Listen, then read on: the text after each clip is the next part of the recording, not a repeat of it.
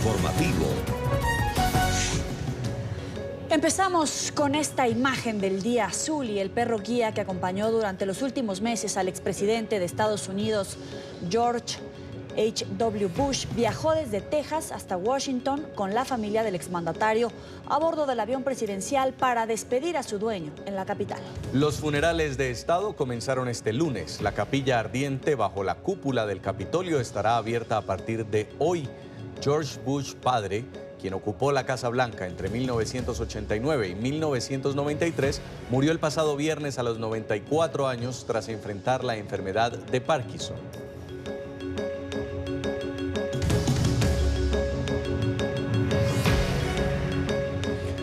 Les damos la bienvenida a esta emisión del informativo en NTN 24. Jason Calderón y Joely Ramírez los estaremos acompañando con esta actualización de noticias. ¿Qué tal, Jason? Vamos con los titulares de la jornada.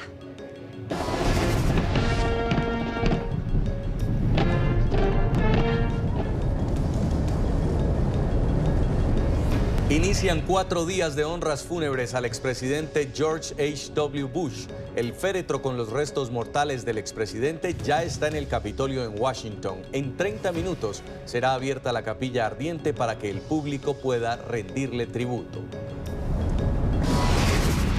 Donald Trump le envió su primer mensaje al nuevo presidente de México, Andrés Manuel López Obrador. Lo hizo a través de Twitter. ¿Qué le dijo? En minutos. ¿Cómo empezamos? Bien. Tengo las riendas del poder en las manos. Es decir, hay gobierno. Con estas palabras comenzó su primera conferencia de prensa López Obrador como presidente. Fideicomiso del nuevo Aeropuerto Internacional de México y el caso Ayotzinapa fueron los temas que acapararon la atención. El presidente de Ecuador, Lenín Moreno, eximió de sus funciones a la vicepresidenta del país, María Alejandra Vicuña, salpicada por un caso de corrupción. La funcionaria asegura en redes que ella fue la que solicitó licencia para ejercer su derecho a la defensa sin afectar al gobierno. Cuando se había ordenado la suspensión de las labores de búsqueda, caninos de los organismos de socorro de Colombia hallaron un quinto cuerpo en el derrumbe de la vereda Travesías de Calarcá. El gobierno de Uruguay rechazó la petición de asilo del expresidente peruano Alan García. Se desconoce el paradero del exmandatario investigado por el caso Odebrecht. En los deportes, el croata Luka Modric monopolizó los galardones de 2018. Ganó el Balón de Oro y acabó con 10 años de hegemonía de Messi y Ronaldo. El mediocampista fue campeón de Champions con Real Madrid y subcampeón en el Mundial de Rusia. Se prendió la Navidad en Bogotá, en el sur de la capital queda el árbol de Navidad más grande de Colombia. Tiene 51 metros y está alumbrado por más de 100.000 luces. Comienza el informativo con Jason Calderón y Joely Ramírez. Los restos del expresidente de Estados Unidos, George H.W. Bush, ya reposan en la cúpula del Capitolio en Washington. El féretro del mandatario número 41 de la Unión Americana estará expuesto en la capilla ardiente desde hoy y hasta el próximo miércoles para que los ciudadanos puedan rendirle homenaje y darle el último adiós. El republicano George Herbert Walker Bush murió el pasado viernes a los 94 años en su casa de Houston, en Texas, luego de varios actos en homenaje a su fallecimiento por parte de familiares y amigos en el estado. Sus restos fueron trasladados hoy hasta la capital de Estados Unidos y NTN 24 está en el lugar de la noticia. Saludamos a Emiliana Molina. Emiliana. Así es, familiares, amigos y legisladores honraron su memoria el día de hoy durante esta ceremonia en el Capitolio bajo la rotonda en el Congreso de Estados Unidos, donde recordaron frases del exmandatario estadounidense, como por ejemplo en la época de Reagan, cuando aseguró que al convertirse vicepresidente se convertiría en el sustituto de tener que manejar las riendas de Estados Unidos. Así comenzaron las honras fúnebres para el expresidente George H.W. Bush. Su féretro cubierto con la bandera de Estados Unidos partió desde el aeropuerto militar de Ellington Field en Houston, Texas, a bordo del avión presidencial Air Force One. Fue recibido por miembros de las Fuerzas Aéreas y de las Fuerzas Especiales en la base militar de San Andrews, a las afueras de Washington. 12 cañonazos y la marcha fúnebre sonaron tras su arribo.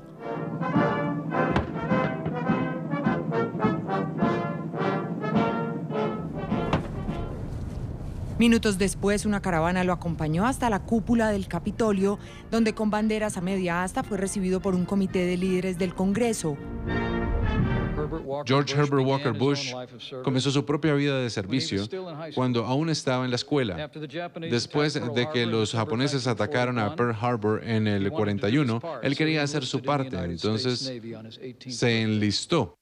Voló 58 misiones y eso hubiera sido suficiente honor para cualquier vida, pero George Herbert Walker Bush apenas comenzaba. Los restos mortales del mandatario número 41 de la Unión Americana permanecerán en capilla ardiente hasta el miércoles a las 7 de la mañana para que los visitantes puedan darle sus respetos y condolencias. Luego el féretro de Bush será llevado a la Catedral Nacional para su funeral de Estado. El oficio contará con la presencia del presidente Donald Trump y la primera dama Melania, así como otros exgobernantes y personalidades destacadas de la vida pública estadounidense. Luego será devuelto a Houston para ser sepultado. George Herbert Walker Bush nació el 12 de junio de 1924 en Milton, Massachusetts. Cuando tan solo tenía 18 años, decidió entrar a la Fuerza Aérea de Estados Unidos. Fue el piloto más joven de toda la Armada y sirvió hasta el final de la Segunda Guerra Mundial. Fue una persona que unió a nuestro país en la época que estuvo en la presidencia y hay que tener ese respeto para la familia. Mientras estuvo al mando de la Casa Blanca entre los años 1989 y 1993, sus tropas intervinieron en Panamá para derrocar al dictador Manuel Noriega. El exmandatario sufría un tipo de Parkinson que le impedía caminar y lo mantuvo en silla de ruedas en sus últimos años de vida, en los que también padeció de graves problemas respiratorios. Los restos de Bush padre estarán bajo la rotonda aquí en el Capitolio durante las próximas 37 horas, día y noche. También serán protegidos por la Guardia de Honor. Esto estará abierto a partir de las 7:30 de la noche a los ciudadanos estadounidenses que quieran rendirle homenaje al presidente número 41 de Estados Unidos, que deja un impresionante legado después de ser piloto de la Segunda Guerra Mundial, también congresista, embajador ante las Naciones Unidas, vicepresidente y posteriormente presidente. Esta es toda la información que tenemos desde el Congreso en Washington. Emiliana Molina, NTN 24.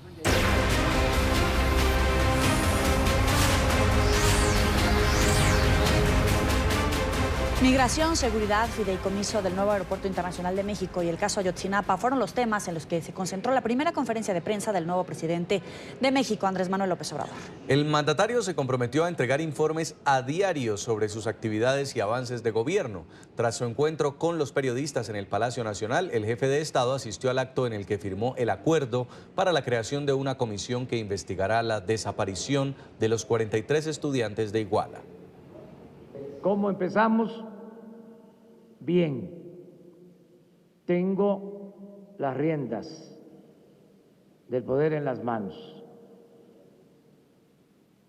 Es decir, hay gobierno en México y es un gobierno para darle seguridad y protección a los mexicanos, para que se mantenga la esperanza,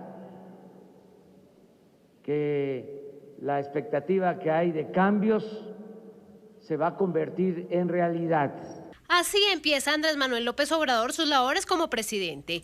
2 días después de tomar posesión de su cargo, el mandatario se reunió con el Gabinete de Seguridad en el Palacio Nacional. Un encuentro que dijo mantendrá todos los días, pues es el tema que más afecta al país. Posteriormente, el jefe de Estado ofreció su primera conferencia matutina en la que informa sus actividades diarias y los avances de gobierno.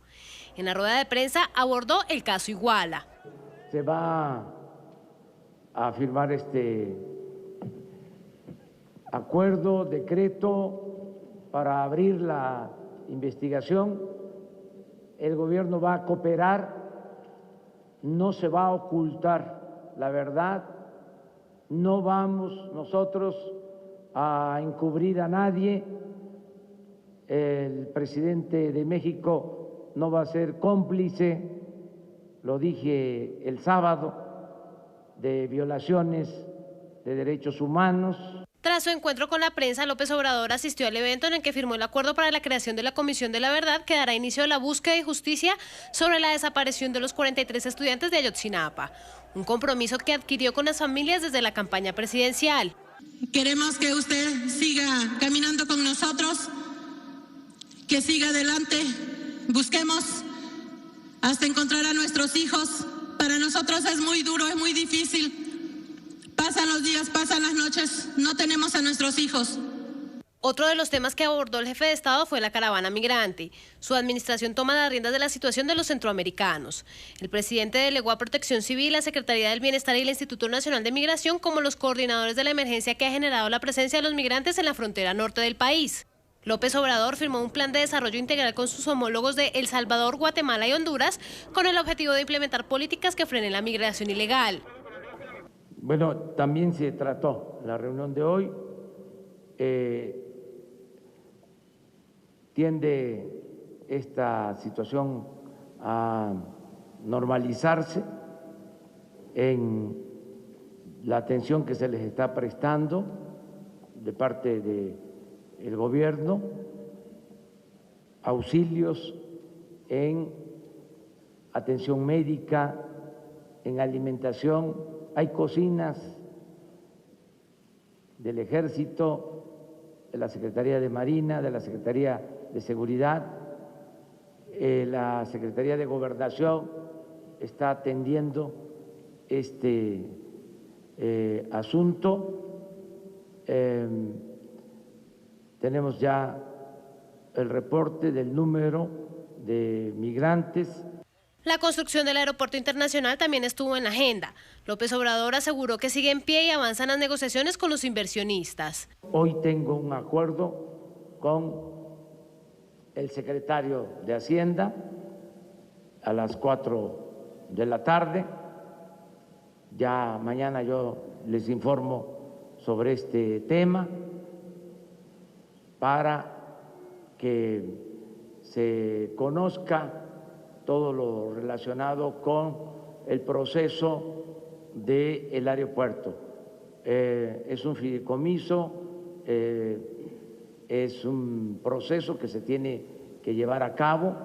Yo lo que reitero es que están garantizadas las inversiones de los accionistas y que también se está llegando a acuerdos con las empresas constructoras. El mandatario dejó abierta la puerta para que sus detractores empiecen a hacer oposición a sus propuestas e invitó a los periodistas a cuestionar sus políticas. A ellos les aseguró que no habrá censura. El presidente de los Estados Unidos, Donald Trump, envió su primer mensaje a su nuevo homólogo mexicano, Andrés Manuel López Obrador. A través de su cuenta de Twitter, el líder de la Casa Blanca expresó sus buenos deseos para AMLO y prometió que ambos trabajarán juntos en el futuro. Felicitaciones al recién inaugurado presidente mexicano Andrés Manuel López Obrador. Él tuvo una tremenda victoria política con gran apoyo del pueblo mexicano. Trabajaremos bien juntos durante muchos años por venir.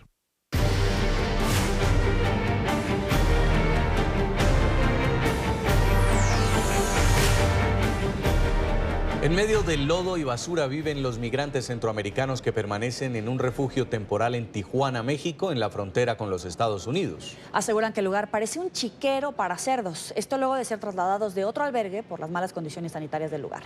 Este es un informe de nuestra cadena aliada Imagen Televisión. De campo de béisbol a refugio temporal para migrantes, a lodazal.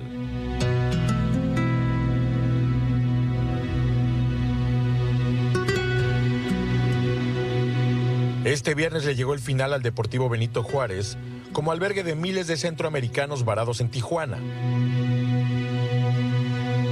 La lluvia complicó lo que ya era difícil, vivir en el albergue, y convirtió en obligación lo que era opcional, abandonar el lugar.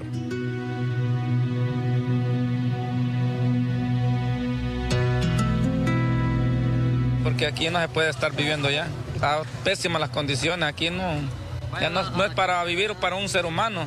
Ahí parece chiquero ya. para un animal, un cerdo que pueda bañarse en una poza de agua que hay ahí. Vamos a un lugar más cómodo, a un lugar más seguro. Les voy a pedir, por favor, piensen en sus niños, los que traigan menores. Funcionarios de los 3 niveles de gobierno dedicaron buena parte del día a convencer a los migrantes de la reubicación en el nuevo refugio del Barretal, al oriente de Tijuana. Hasta fotos de celular utilizaron. Un lugar que está techado, con 3 pisos. Es un lugar grande de espectáculos. Pero las buenas formas no sustituyen las decisiones de gobierno.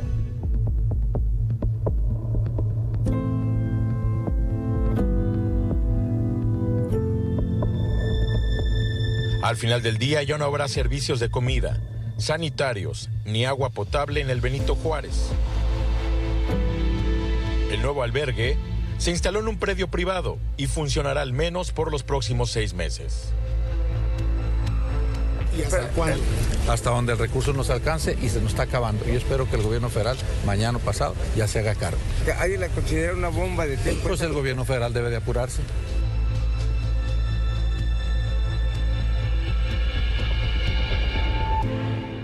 Y Nueva York podría ser la próxima región de los Estados Unidos en conceder licencias de conducción para inmigrantes sin papeles. Un cambio de balance de poder en el Congreso estatal tras las elecciones de medio término ha abierto una nueva ventana de oportunidad para esta causa.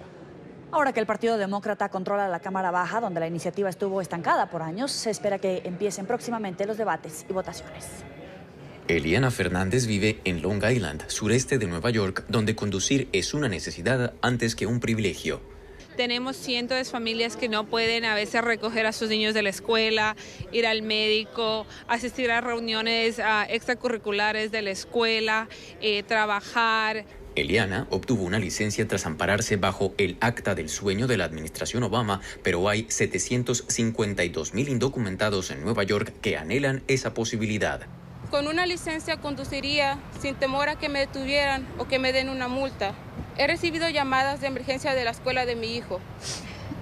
Y sin importar qué tan rápido quisiera llegar ahí, tengo que esperar en alguien más para que me lleve. Estas podrían ser realidades del pasado con la nueva mayoría del Partido Demócrata en el Congreso estatal neoyorquino tras las elecciones de medio término. En años pasados hemos tenido que negociar contra republicanos en el proceso legislativo y también de presupuesto. Entonces, este año estamos negociando contra nosotros mismos. Si no os pasa, es por una falta de liderazgo. Por lo menos, en la Cámara Baja neoyorquina, el respaldo a las licencias de conducción para indocumentados es amplio.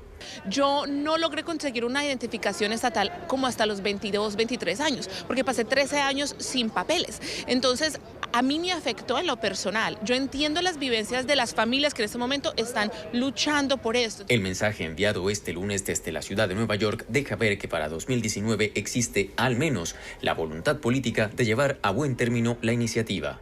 A futuro, en caso de que el nuevo Congreso Estatal de Nueva York dé luz verde al proyecto de ley para dar licencias de conducción a los inmigrantes indocumentados, esto significaría que esta parte de los Estados Unidos sería la número 13 en conceder este tipo de permisos de conducción a los inmigrantes indocumentados. Desde la ciudad de Nueva York les informó Alejandro Rincón, NTN 24. Seguimos en Nueva York, donde inició la 4ª semana del juicio contra Joaquín El Chapo Guzmán. El narcotraficante alias Chupeta continúa dando su testimonio a las autoridades estadounidenses contra el capo de la droga mexicana. De acuerdo a sus declaraciones, el cártel de Sinaloa habría enviado 200,000 kilos de cocaína desde Colombia vía marítima hacia la Unión Americana. Laura Sepúlveda, periodista de nuestra cadena aliada La Voz de América, nos envía el siguiente informe.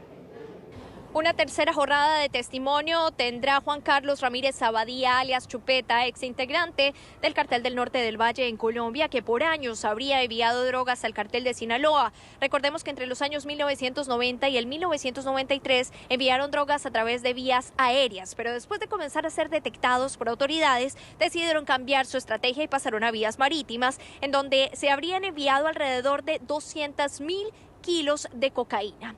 Cabe resaltar además que estos barcos pesqueros se encontraban a al menos 150 o 300 millas de la playa. Para evitar ser detectados, pues de estar más cerca o más lejos, resultaría sospechosa la operación. Esto se decidió después de un análisis que se hizo de estas precisamente embarcaciones pesqueras camaroneras, como ya lo ha explicado alias Chupeta.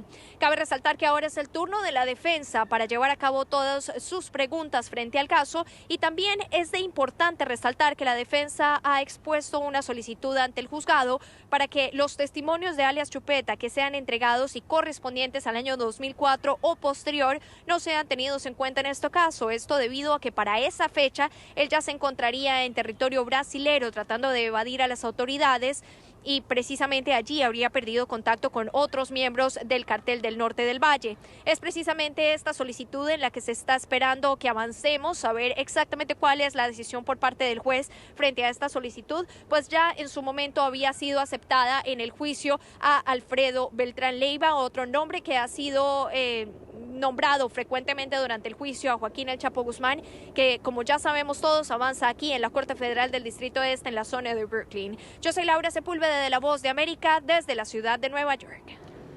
Uruguay rechazó el pedido de asilo del expresidente de Perú, Alan García, quien se refugió en la residencia del embajador uruguayo en Lima hace 2 semanas. El gobierno de Tabaré Vázquez no consideró como refugiado político al exmandatario, investigado en su país por el escándalo de los sobornos de Odebrecht. Alan García abandonó la residencia del embajador uruguayo en Lima esta mañana y aún se desconoce su paradero.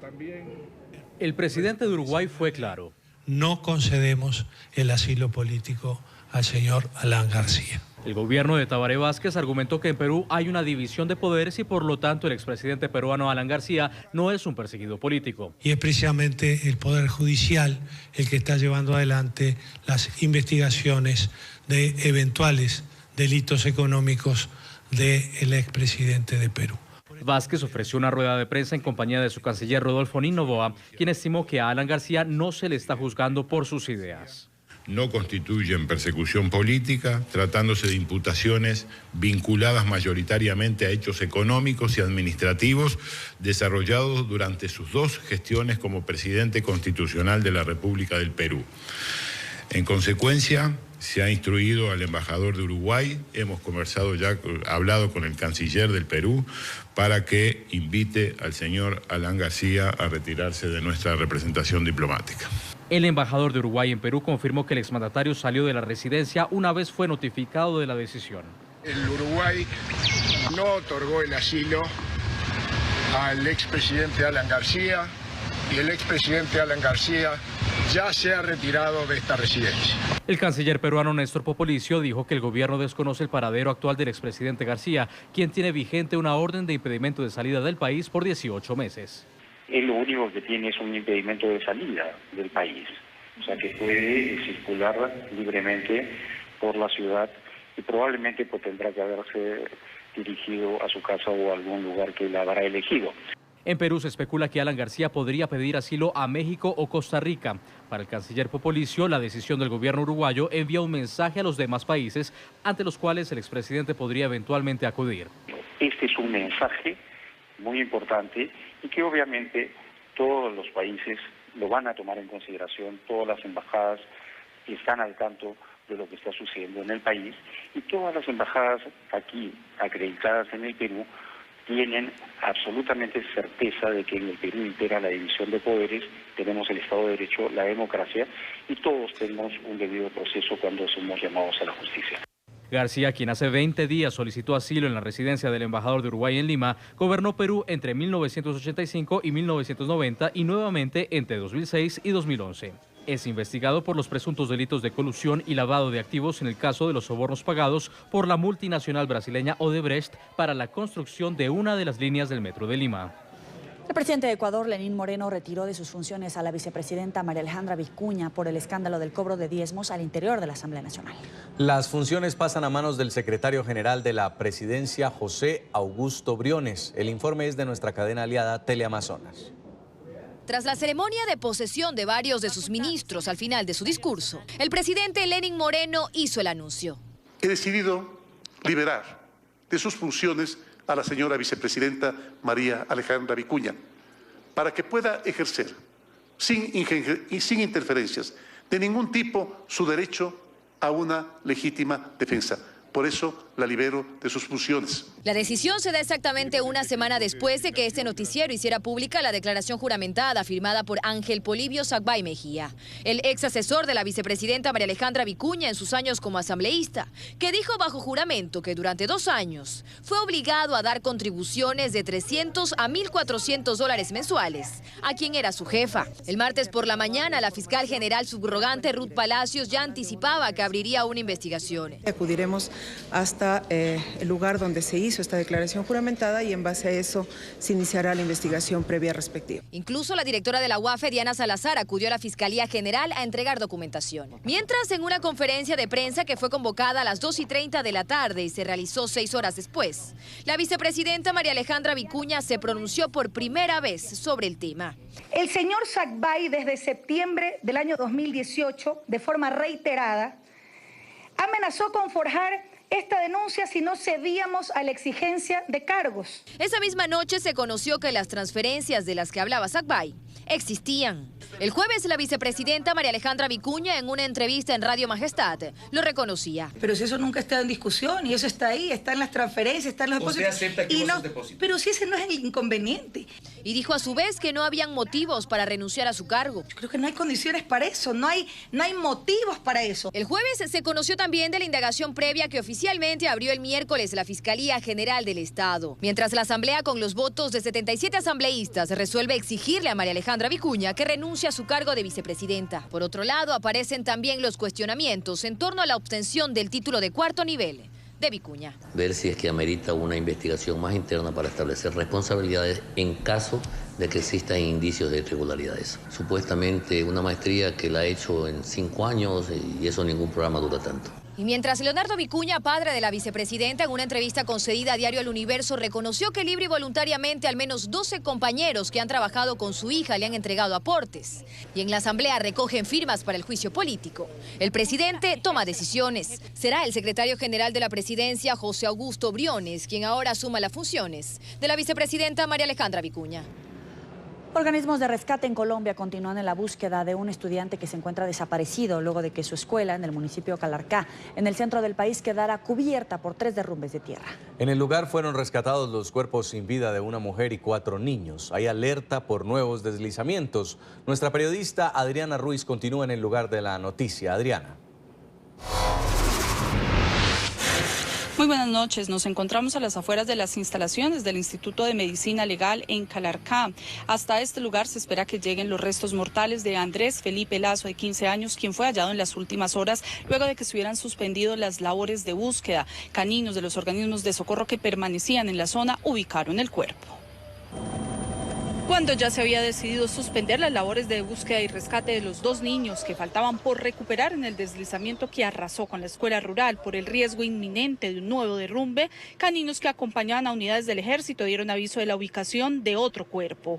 Hallaron a Andrés Felipe Lazo, de 15 años. Su mamá y sus 2 hermanos ya habían sido recuperados. En la parte de la corona hay un nuevo desprendimiento y ese desprendimiento sufrió una fractura aproximadamente de 3 partes. Toda la zona que representa riesgo será evacuada. Que teníamos que salir porque de pronto se venía, ya estaba para venirse el otro derrumbe. Acompañaron el sepelio de William Ospina Piñeros, de 11 años, que se convirtió en la primera víctima entregada a sus seres queridos por medicina legal.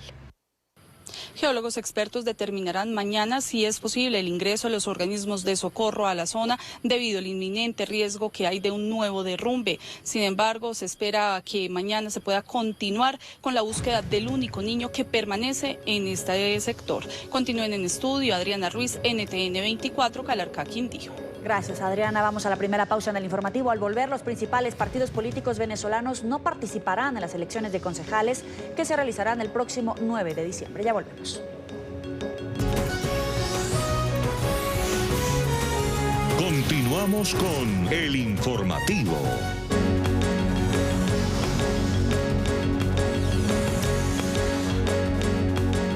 de la noche, 37 minutos en Bogotá y en Washington. Vamos a la capital de los Estados Unidos. Hace minutos ha sido abierta al público la capilla ardiente con los restos mortales del expresidente de los Estados Unidos, George H.W. Bush.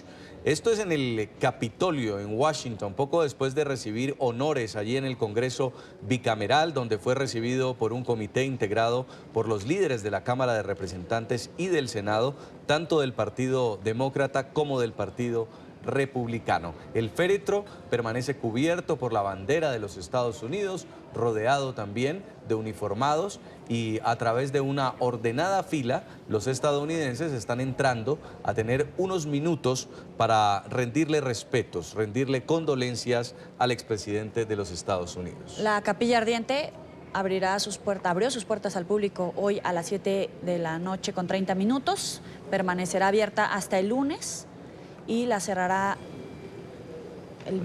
hasta el miércoles y la cerrará a las 7 de la mañana de ese día, puesto que se tendrá espacio ya para la ceremonia oficial del funeral de Estado que va a encabezar el presidente de los Estados Unidos, Donald Trump, y la primera dama, Melania, que cabe destacar no estuvieron en la ceremonia del día de hoy.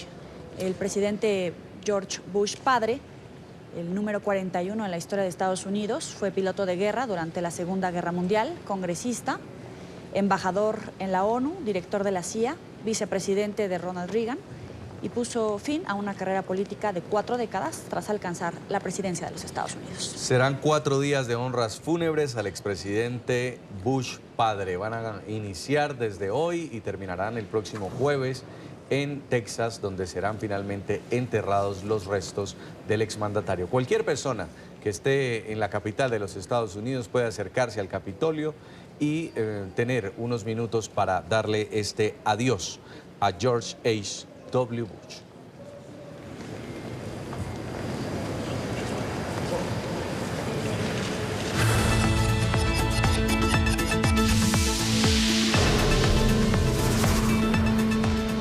El Congreso de Argentina debatirá un proyecto de ley que pretende endurecer las penas contra hinchas del fútbol que participen en actos violentos. La norma propuesta por el presidente Mauricio Macri se pone sobre la mesa luego de los incidentes que impidieron celebrar la final de la Copa Libertadores el pasado 24 de noviembre por los ataques por parte de hinchas del River contra jugadores del Boca. Las personas que incurran en este tipo de actos durante espectáculos futbolísticos nacionales e internacionales serán procesadas. Macri argumentó que el país no puede vivir otro episodio en el que la violencia no permita celebrar una final de fútbol. Ni quiero yo ni quieren ustedes vivir en una ciudad militarizada. Que haya que militarizar una ciudad para jugar un partido de fútbol. Y la forma que eso no suceda no es poner, que no suceda la violencia, entonces no es poner cada vez más policías, sino que aquellos que cometen un delito vayan presos. Y les aseguro que no lo van a pensar varias veces. Los principales partidos políticos opositores de Venezuela no participarán en las elecciones de concejales que se realizarán el próximo domingo 9 de diciembre. Consideran que no hay garantías para elegir y ser elegido. Sin embargo, algunos alcaldes de perfil opositor postularon a sus candidatos asegurando que no se pueden regalar espacios políticos al régimen de Nicolás Maduro. ¿A votar este domingo? No. ¿Por qué no? ¿Por qué no? ¿Qué hago yo votando? ¿Confías en el órgano electoral de este país? No. No confío ni nada, ni 1%, nada. No. ¿Por qué no? No, porque ya no confío en... ¿No confías en el CNE? No confío en el CNE. Así opinan algunos ciudadanos, señalan que no votarán porque no confían en el ente rector. Sin embargo, otros señalan que se deben defender los espacios, no como se hizo en el pasado. No hay confianza en el organismo electoral, pero hay que aprender de los errores del pasado. No votamos, regalamos espacios. Yo creo que es importante que la gente se concientice y vote. Tú no opinas, los demás van a opinar por ti. ¿Confías en el CNE? Claro. Ahorita no hay nada en qué confiar, porque tú sabes que una gente jala para allá, la otra gente jala para acá, entonces... A pesar de la desconfianza expresada por los ciudadanos, la presidenta del Consejo Nacional Electoral, Tibisay Lucena, indicó que ya está casi todo listo para el proceso electoral. Todas las actividades que tienen que ver con el desplazamiento, con las máquinas que tienen, ya terminamos lo que es la producción del material de las máquinas de votación, están ya saliendo las regiones. Lucena explicó que este martes se desplegará el Plan República y el material electoral, el viernes serán instaladas las mesas y el sábado estará todo preparado para la elección. elección a la cual los alcaldes opositores irán. Han postulado candidatos contraviniendo a sus propios partidos políticos, pues señalan que se deben proteger los espacios. Imagínense al alcalde con una Cámara Municipal chavista tratando de definir un presupuesto municipal y tratando de llevar los pocos recursos que tenemos a donde de verdad los vecinos lo quieren. Por su parte, los partidos de oposición como Primero Justicia o Voluntad Popular denuncian que las condiciones no son las ideales para participar. No hay democracia, aseguran. Pero que tanto la negociación como el diálogo y el voto han sido agotados por este régimen que ha hecho todo lo posible por acabar con esas herramientas, y nosotros lo hemos dicho y lo repetimos. Nosotros estamos exigiendo que haya un rescate verdadero del voto como mecanismo para que sea el pueblo el que tome la última decisión. Ante esto, los alcaldes han propuesto a las tarjetas de 3 partidos de poca historia en Venezuela para la participación ciudadana. En Chacao se ha demostrado que con la participación vecinal organizada en los 27 centros electorales podríamos hacer lo que hicimos exactamente hace un año casi, que es garantizar que la voluntad mayoritaria de los vecinos de Chacao sea respetada. A pesar de que el órgano electoral asegura tener todo listo para los comicios del próximo domingo, los partidos políticos tradicionales de oposición en Venezuela indican que no participarán. Señalan que no confían en los resultados que serán emitidos porque no son unas elecciones democráticas. Desde Caracas, Venezuela, para NTN 24, Luis Alejandro Laya. Disturbios en Chile. En la localidad de Temuco, indígenas principalmente de la comunidad mapuche entraron en un enfrentamiento directo con las autoridades, pues exigen que se les permita vender sus productos, principalmente frutas y verduras, en las aceras de la ciudad. Una nueva ley que entró en vigor el 1 de diciembre les prohíbe hacerlo. Los hechos se produjeron luego de que, a manera de protesta, un grupo de hortaliceras de la zona interrumpieran el tránsito en la esquina de una calle. Fue entonces cuando llegaron las fuerzas especiales de carabineros y procedieron a lanzar chorros de agua y arrestar a varios manifestantes. Los comerciantes lanzaron verduras y objetos contundentes contra los oficiales. Porque soy una mujer trabajadora y el alcalde se sienta, sale a otro país a gastar la plata de nosotros más encima de estar robando. ¿Qué están pidiendo ustedes? Que lo dejen vender y que no saquen multa a los compradores, que no saquen multa, eso es lo que estamos pidiendo. Comenzó en Polonia la Conferencia de Naciones Unidas sobre el Cambio Climático. La COP24 cuenta con la participación de 200 países y tiene como objetivo poner en marcha el Acuerdo de París, que busca frenar el calentamiento global. En la sesión inaugural del encuentro, el secretario general de la ONU pidió a los gobiernos que apuesten por la economía verde.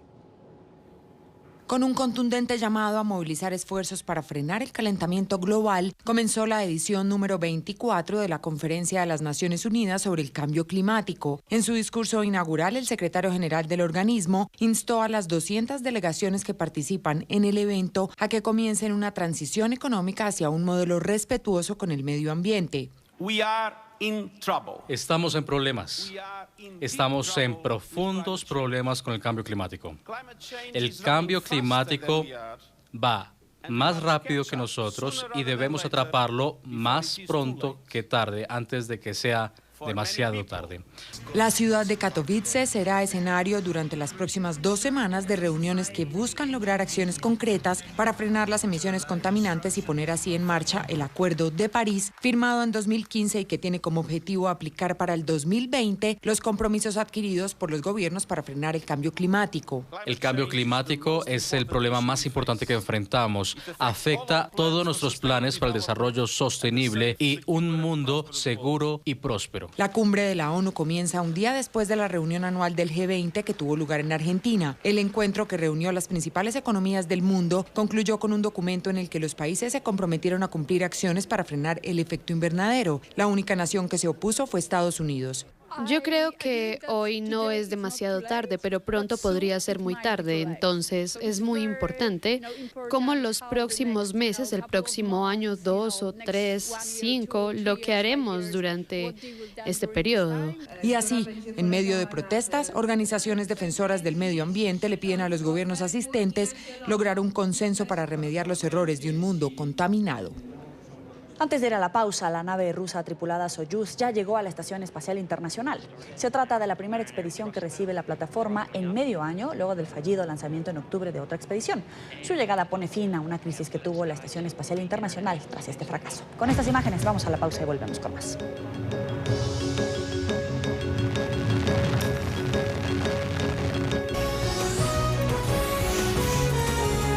Continuamos con El Informativo.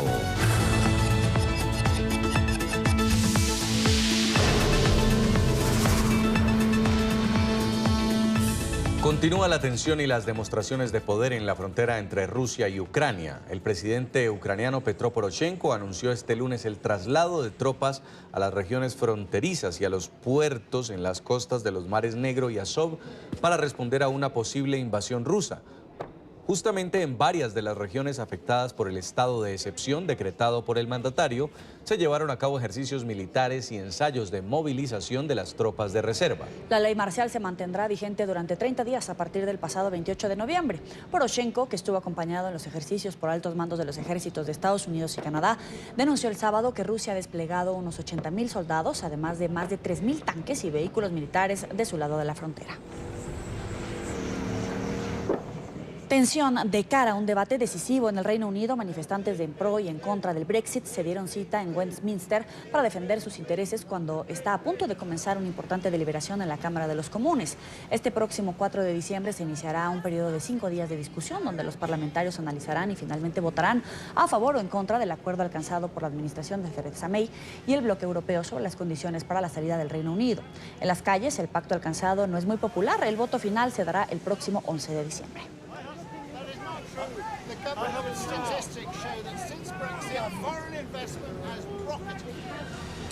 Hay ambiente navideño en Bogotá, Colombia. En el Parque El Tunal, suroccidente de la ciudad, las fiestas ya comenzaron. Allí fue instalado el árbol más alto del país. La estructura de 51 metros tiene más de 100.000 bombillos y se convierte en uno de los atractivos para los capitalinos. Sara Gudelo está con los bogotanos y el inicio de la temporada de fin de año. Sara, adelante.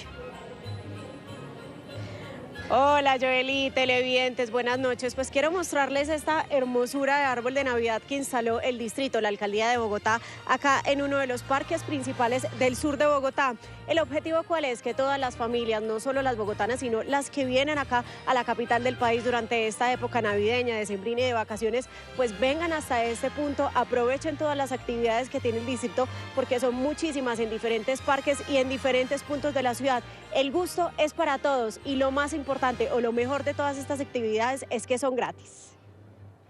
Con el encendido del árbol de Navidad más grande de Colombia, ubicado en el Parque El Tunal, sur de Bogotá, la capital del país oficialmente ya está iluminada. ¿Cómo le pareció el árbol? Espectacular, está muy bonito. Está muy bonito. El distrito ya tiene toda la agenda navideña para disfrutar de la época más linda del año en Bogotá. La agenda incluye, además de las novenas en 8 localidades de Bogotá, la tradicional ciclovía nocturna que se realizará el próximo 14 de diciembre. Muy bonito, está muy bonito. ¿Vale la pena venir con la familia? Vale la pena, venimos de Villavicencio. ¿Se fajaron este año? Recuerda que todas las actividades de la Alcaldía de Bogotá en diciembre son gratuitas. Tal vez una de las actividades que más esperan los bogotanos por esta época navideña es la ciclovía nocturna. Recuerde que se realizará el próximo 14 de diciembre. Es un jueves para que usted se agende, esté con su familia y pase un rato muy agradable por las principales vías de la ciudad que estarán habilitadas solo para bicicletas. También recuerde venir hasta acá, hasta el Parque El Tunal, para disfrutar del alumbrado navideño. Yo me quedo aquí con este ambiente de Navidad. Continúen ustedes con más noticias en nuestro centro internacional. Gracias, Sara. Feliz inicio de la Navidad. Celebra ahí en la noche. Vamos a la primera pausa comercial. Así ponemos punto final al informativo en NTN24, el canal de la semana. Ustedes sigan informados. Estamos en Twitter en @NTN24 y también pueden consultar todas nuestras noticias en el portal web www.ntn24.com.